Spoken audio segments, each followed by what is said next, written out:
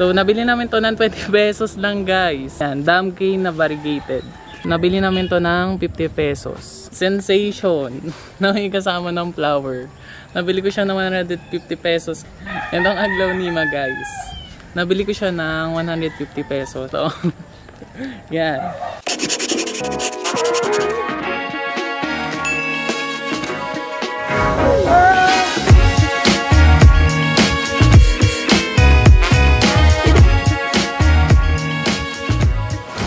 What's up everyone, it's Weekend Haningkengkeng and welcome back to my channel. So for today's video guys, mag-haul tayo. Ipapakita ko sa inyo yung mga nabili kong plants sa ulat, yung mga nabili namin. Medyo maingay. Ipapakita ko na lang sa inyo yung mga store o kaya lalagay ko na lang sa description box yung mga store na pinagbilhan namin. Mura lang yun. Kung may mga tanong kayo, tingnan nyo na lang sa description. So yung first plant na nabili natin is ito. Itong aglaonema guys.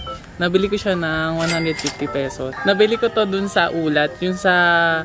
Basta itanong nyo na lang kung saan yung Dapulo events. Pasok lang kayo konti. Then makikita nyo yung mini garden nila ate dun. So nabili ko siya ng 150 pesos. Ganyan siyang aglaonema. Next plant naman na papakita ko sa inyo is aglo din. Nabili ko to ng 100 pesos. So ayan, ganyan siya kalaki. Sparkling Sara aglaonema. Nabili ko siya ng 100 pesos. Doon din sa ulat. Basta tabi-tabi lang yung mga store doon, mura yung mga halaman nila guys. So ayan, ganyan siya kalaki. And next naman is itong, hindi ko alam kung aglo to or dam cane. Nabili ko siya ng 50 pesos kay Ate Yul. Doon din sa previous vlog ko, lalagay ko na lang yung I button dyan. Makikita nyo. So ayan. 50 pesos lang to guys. Comment down below kung dam cane to or aglo din. Parang aglo ko camouflage siya eh. So next plant na ipapakita ko sa inyo is ito. Yan, dam cane na variegated. So nabili ko siya ng 150 pesos guys.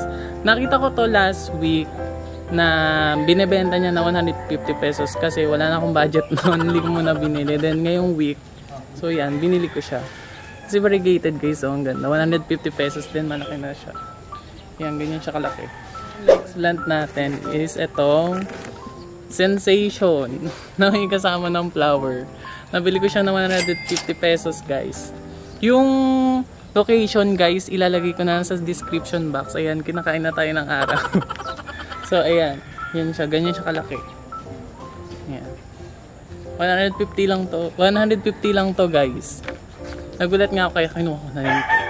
Diba, ang ganda, maganda to pang indoor. So next plant naman is itong variegated peace lily. Yan, medyo maaraw na mainit, so bilisan na natin. Variegated peace lily. Nabili ko to kay Ate Yul ng 200 pesos. Kung makapal na siya guys. Yan.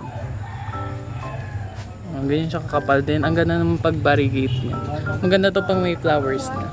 So next plant naman is itong flamingo yata to. Comment down below guys kung alam niyo yung plants na to. So yan, nabili ko siya ng 3 for 100. Then yung flower niya is color red. Yan, ganyan siya. So ito guys, nabili ko siya ng 50 pesos. Hindi ko alam yung ID, basta kinuha ko lang. So yan. Para siyang Cebu Blue Photos. Pero hindi ko alam eh. Comment down below guys kung ano to. 50 pesos lang naman kaya ko siya kinuha. Doon ko naman to nabili dun sa bahay-bahay lang. Basta dadaritsuhin nyo lang yung ulat. Marami doon nagtitinda ng halaman. Magtanong-tanong na lang kayo. So for mura yung mga price ng tinda nila. Yung mga common na plants din. May mga rare din sila na mura lang. So yan. Next plant naman na ipapakita ko sa inyo is yung mga hanging plants na nabili ko sa kalaate din dun sa pinagbilang ko ng variegated dam cane. Tsaka yung Sensation na malaki, yung 150 pesos. Ito nabili ko sa kanya ng 30 pesos. Yan. Wandering Dew na hanging. Then meron din sila Kutsarita na ang ganda ng color nito guys. 30 pesos lang. Ayan. Tanggalin natin yung damo.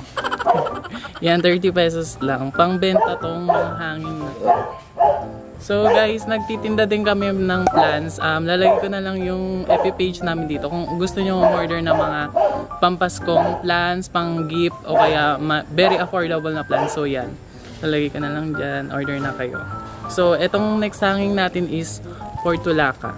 So ayan, iba-iba yung color ng flower niya. May yellow, may orange, then may pink.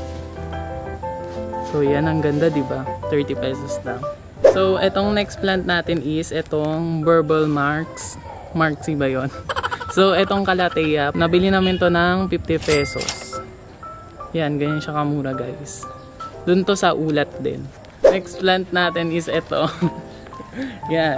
Nabili namin to kay Ate Yul ng 200 pesos. Amidrium medium. Di ko alam kung Monstera to eh. Pero sabi nila Monstera, Amidrium medium daw. So yan, ganyan siya kalash, malaki. May 5 leaf siya, then ganyan yung dahon niya. Nabili namin to ng 200 pesos.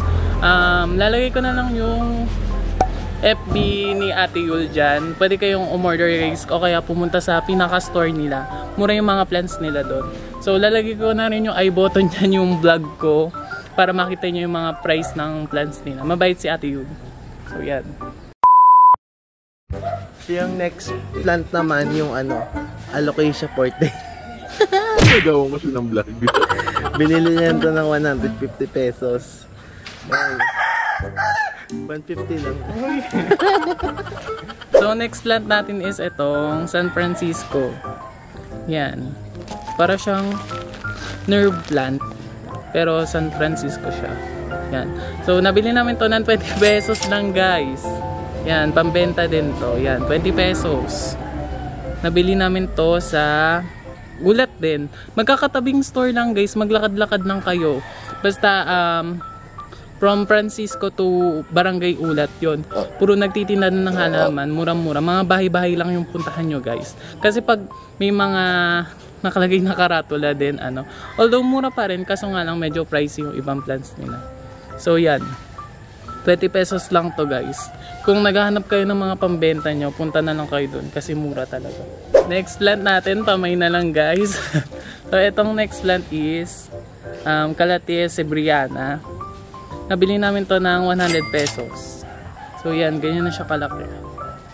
Yan, ganyan na siya kalaki guys. 100 pesos lang. Kay Ate Yul namin to nabili. So next plant is Alocasia forte. Yan, ganyan siya guys. Ang ganda ng leaf nito. Akala mo sira-sira pero ganyan talaga. Nabili namin to kay Ate Yul ng 100 pesos. Then, itong next plant natin is itong Sansevieria. Bird's nest yata to. Yung tawag nila yan. 50 pesos lang to guys. Kay Ate Yul din. So yan. Kung gusto yung baksak presyong halaman talaga kay Ate Yul kayo pumunta. Yan. 50 pesos lang guys. Different varieties ng Sansevieria bird's nest. So next plant natin is itong Party Time. Nabili namin to ng 3 for 100. So ayan, malapit-lapit na tayo matapos. So next natin is itong Syngonium. 50 pesos lang itong Syngonium. Ayan yung mag-focus, maliwanag na kasi. Ayan, 50 pesos lang guys. Then itong second to the last, Moonshine Sansevieria. Ang ganda niya guys.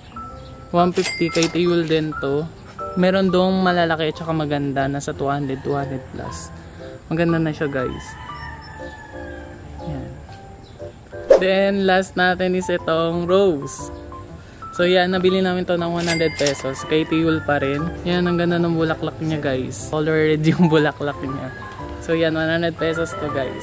So yun naman guys, thank you for watching. Lalagay ko na lang yung mga store kung mahanap yung mga FB page nila sa description box. O kaya, punta lang kayo sa Ulat. Then lahat ng mga tindang halaman doon, pwede nyong pasukin. Pwede kayong magtanong. Mura lang talaga guys. Kung may magustuhan kayo or mapili kayong magaganda. So yun.